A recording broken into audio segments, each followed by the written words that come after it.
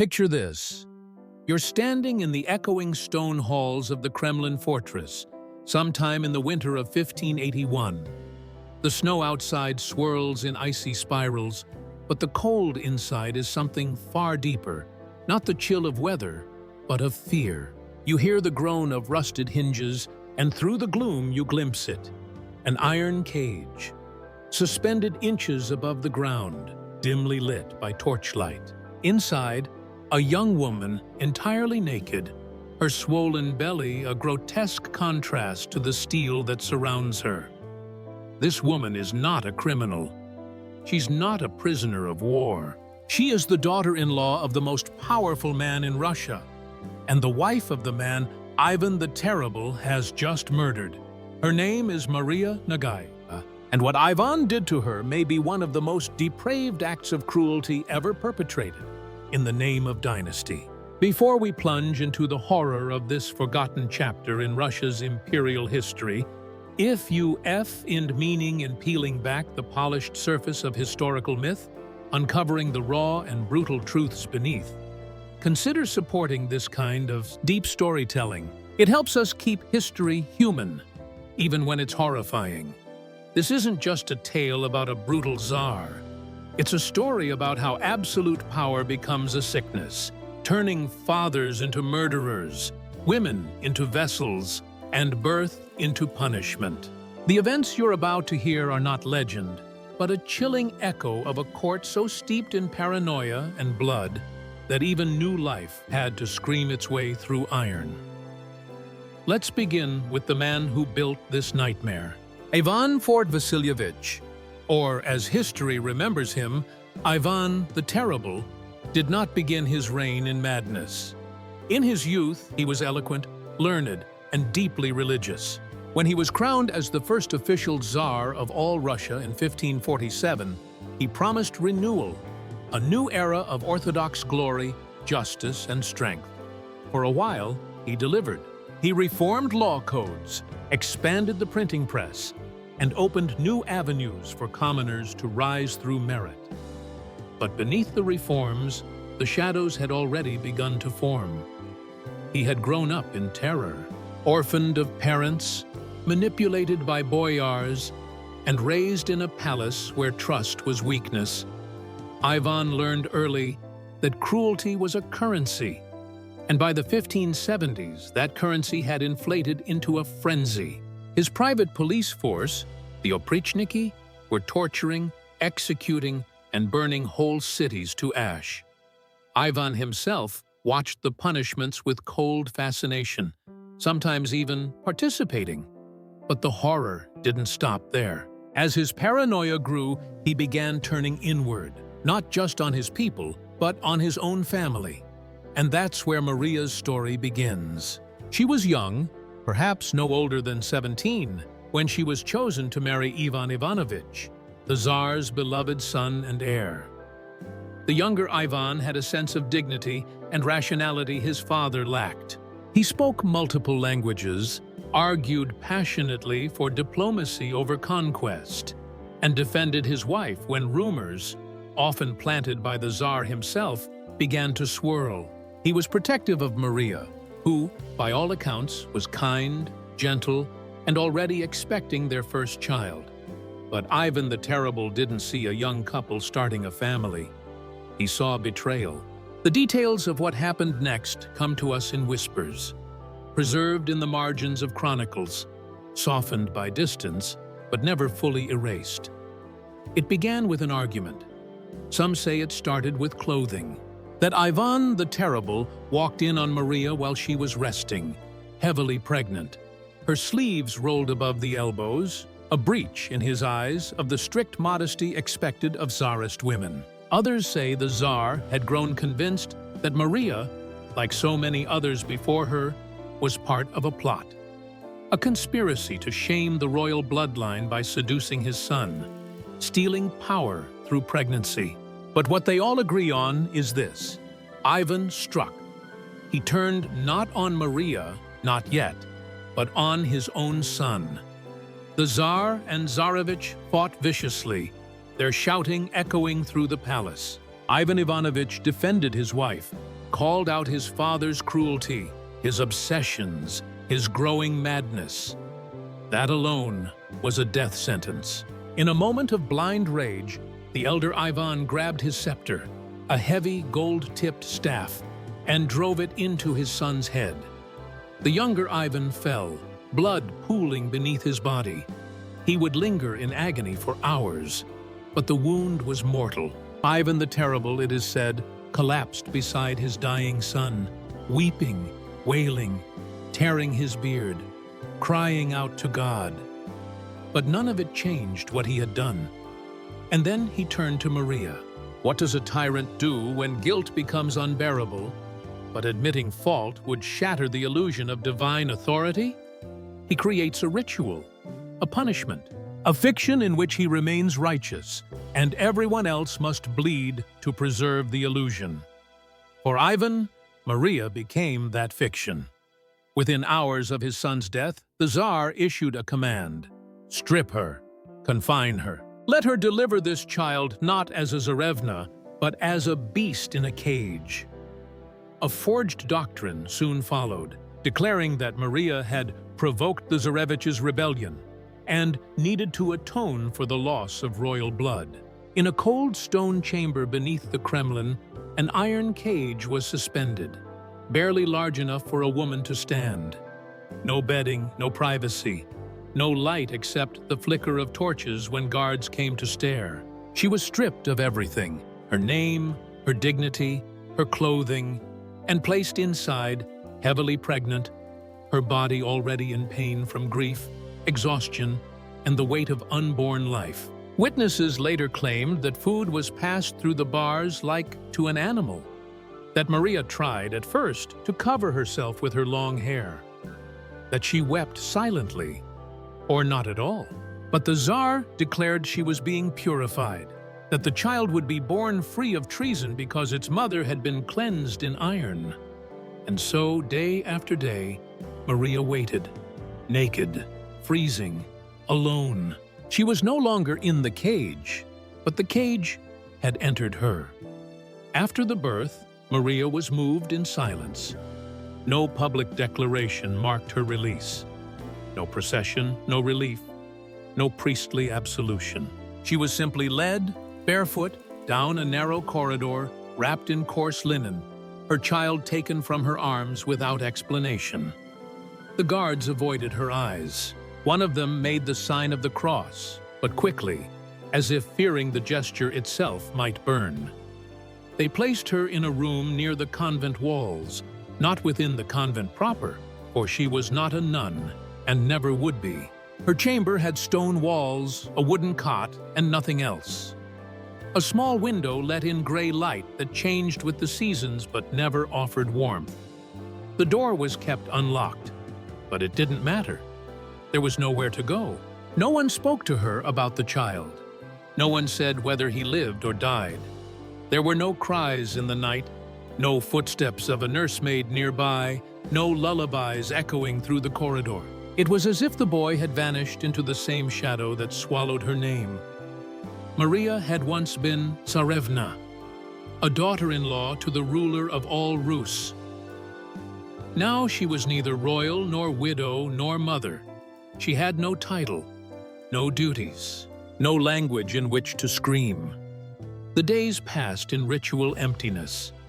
She walked the perimeter of the room slowly, pressing her hand to the wall with each turn.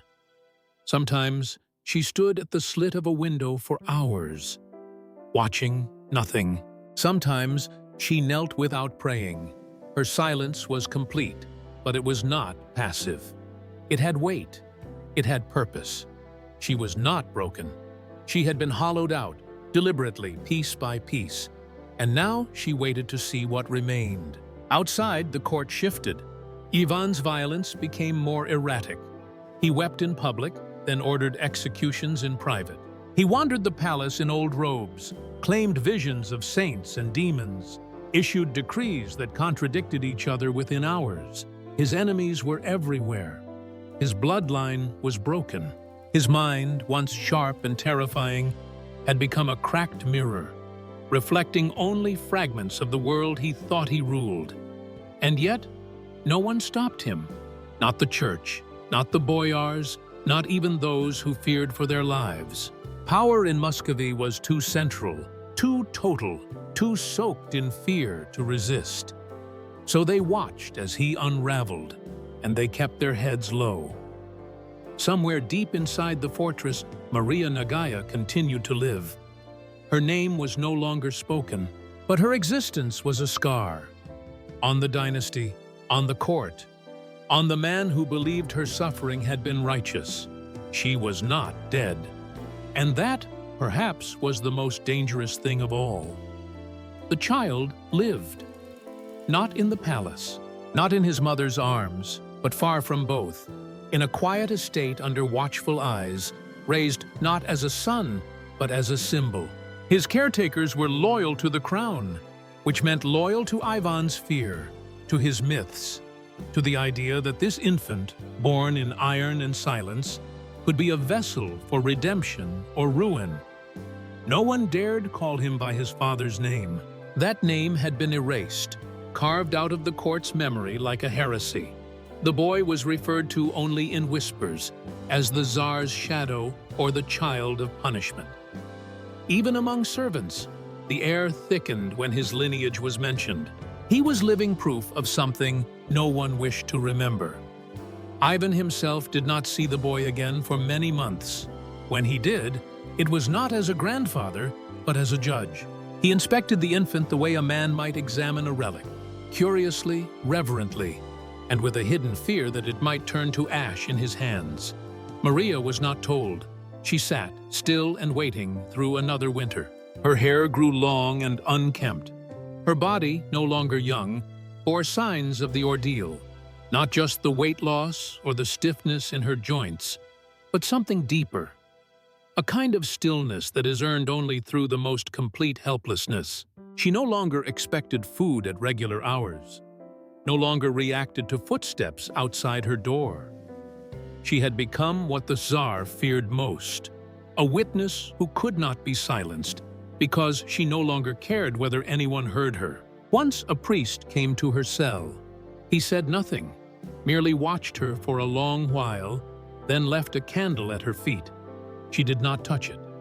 There were rumors that Maria had begun to see visions, that she spoke to the walls, or to the spirit of her dead husband, or to the child she had not held since the birth.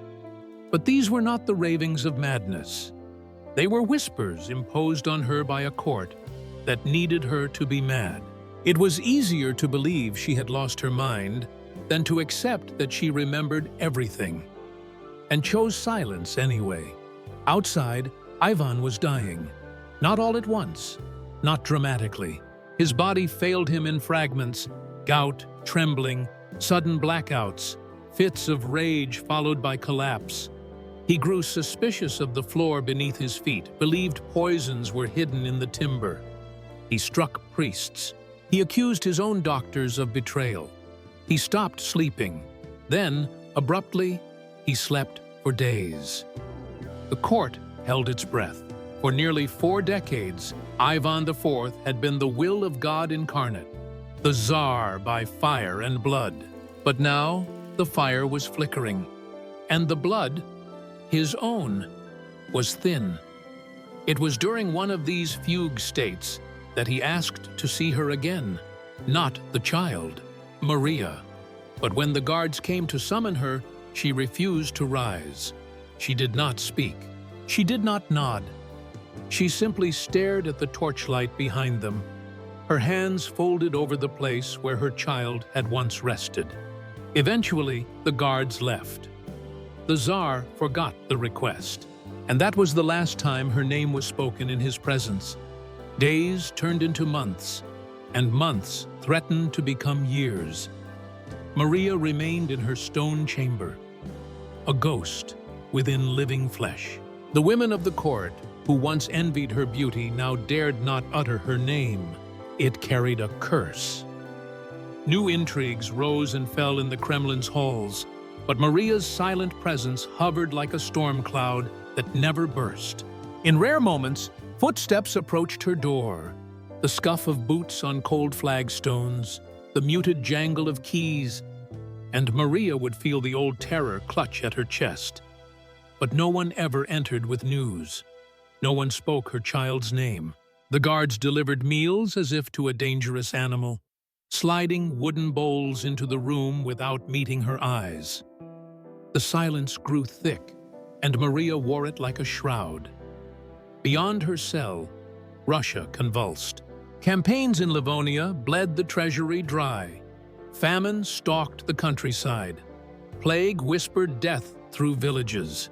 In Moscow, merchants murmured of omens, a comet in the sky, a wolf prowling the city gates. A monk's prophecy of the Tsar's end. But Ivan lived on, his rage both shield and poison. Some nights, Maria heard bells tolling in the Kremlin towers, not for prayers, but executions. The bell's voice carried across frozen courtyards into her narrow window slit, each peal a reminder of how many others had fallen to the same man who kept her trapped. She counted the bells when she could not sleep, each toll marking another life extinguished. Yet within her, something stirred, a stubborn ember of purpose. She began speaking aloud to the stone walls, not in madness, but in defiance.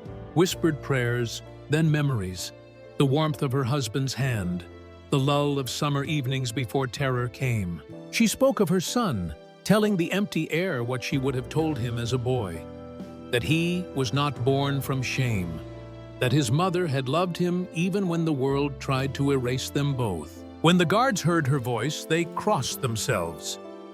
Rumors spread that the Tsarevna was communing with spirits, that she was cursed, that she saw visions of the Tsar burning in hellfire. The rumors reached Ivan, and though his mind twisted the tale, it planted a seed of dread. He began to dream of Maria, pale, hair tangled, eyes dark as river ice. In these dreams, she did not scream or plead. She only watched him, silent and unblinking, and Ivan awoke gasping for breath, convinced she carried the judgment of God.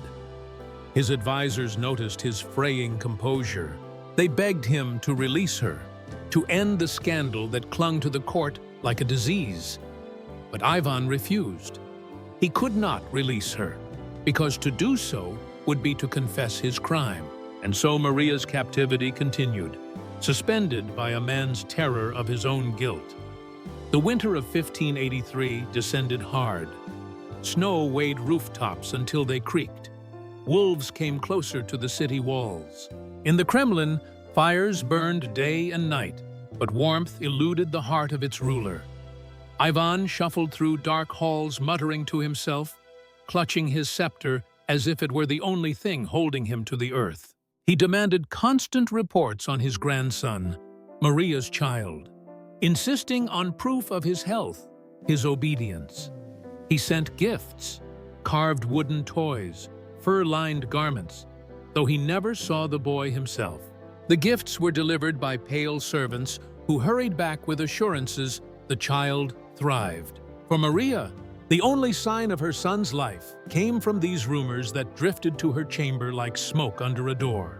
A careless word from a guard, a whispered name half heard before silence snapped back in place. She pieced together a mosaic of half-truths. He was alive, he grew strong, his hair was dark like his father's. These scraps became her heartbeat. Each night she lay awake, eyes fixed on the small square of night sky beyond her window, willing the stars to carry her love to a boy she could not hold. In early spring, the air began to thaw. Snow melted into rivulets along the Kremlin's walls, dripping in cold music. Maria stood at her window, feeling the first breath of warmth in years, and in that fragile sunlight, she remembered who she was. Not a ghost, not a curse. A mother still alive, still bound to a child who might yet remember her name. She began to plan. Not escape, she had nowhere to run, but survival, with purpose. She forced herself to eat what little food came. She sang to herself in hushed tones, lullabies from childhood, the melodies she once dreamed of sharing with her son. She traced letters on the stone with her fingertip over and over. His name, her name, prayers for mercy. And though the world beyond her cell remained indifferent, Maria Nagaya, the Tsarevna, who had been caged and forgotten, began to reclaim something the Tsar could never steal. The fierce, quiet power of hope. But as spring edged into summer, Ivan's health deteriorated more quickly. He staggered through audiences, forgetting names, issuing commands. He retracted minutes later. Some nights, he would shout Maria's name in his sleep. Other nights, he called out for his dead son, sobbing like a child. Courtiers watched in terrified silence, for the Tsar's madness was now a roaring flame consuming the last of his reason. Maria's chamber door began opening more often. Messengers appeared with cryptic questions. Did she remember conversations with the Tsar? Could she swear loyalty to the next ruler? Each visit brought whispers of Ivan's decline, and with them, a dangerous possibility that the Tsar might die, and Maria's fate could change with the wind. She answered carefully, always aware that a single word might seal her doom. One dusk, as thunder rolled across a bruised sky, a boy was led into her chamber. He was small, dark-haired, eyes wide with terror. For a moment, Maria thought she had conjured him from her dreams. Then he spoke her name, voice quavering but real. She fell to her knees, arms outstretched, and the world tilted back into color. The child she bore in iron was here, alive, trembling in the same air she breathed. Their embrace was brief. The guards wrenched him away, but not before Maria pressed her lips to his forehead, whispering words only he could hear. That he was loved, that he came from courage, that he must remember who he was. The boy's eyes held hers as he was pulled from the room, the echo of her voice his only shield against the darkness beyond. Days later, word spread like wildfire. Ivan the Terrible was dead. The Kremlin walls echoed with hurried steps, hushed arguments, the shifting of power from trembling hands. Boyars emerged from shadow, claiming alliances, swearing oaths to the new heir. Bells rang, but with a tone that carried relief rather than grief. Maria was taken from her chamber at dawn. For the first time in years, sunlight touched her face as she crossed the courtyard. Eyes squinting at the sky's vast blue, she walked past soldiers who averted their gazes, past maids who crossed themselves. Each step was a victory, a reclamation of the life stolen from her. She was brought before the new rulers, men who spoke gently, but whose eyes measured her value like merchants appraising rare goods. They offered soft words of forgiveness, cloaked in conditions. They spoke of her son as a symbol, a possible claimant, a pawn to strengthen fragile legitimacy. Maria listened, but in her heart, she vowed that if power demanded her boy's life, she would fight until her last breath. As spring flowers bloomed over the Tsar's fresh grave, Maria Nagaya stood unbroken. Once a caged girl, then a silent ghost. Now a mother reborn in a land desperate for hope. She would not let her son be a shadow. She would teach him to remember and to endure. But the Kremlin was never a place of simple triumphs.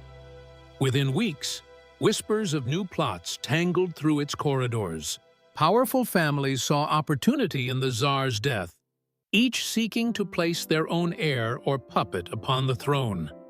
Maria's son, born of Ivan's blood but touched by scandal, became both a prize and a threat. Offers came cloaked as kindness. Marriages arranged before he could walk. Alliances sealed with promises of safety. Maria recognized these bargains for what they were: attempts to bind her son to masters who cared nothing for his life or legacy. She refused them all, retreating to a small estate granted in cautious generosity by the new court. There, at the edge of dense birch forests, Maria began to raise her child in earnest. She taught him not the language of courtly deceit, but of survival. How to read the stars, how to find calm in silence, how to see danger in the shifting eyes of powerful men.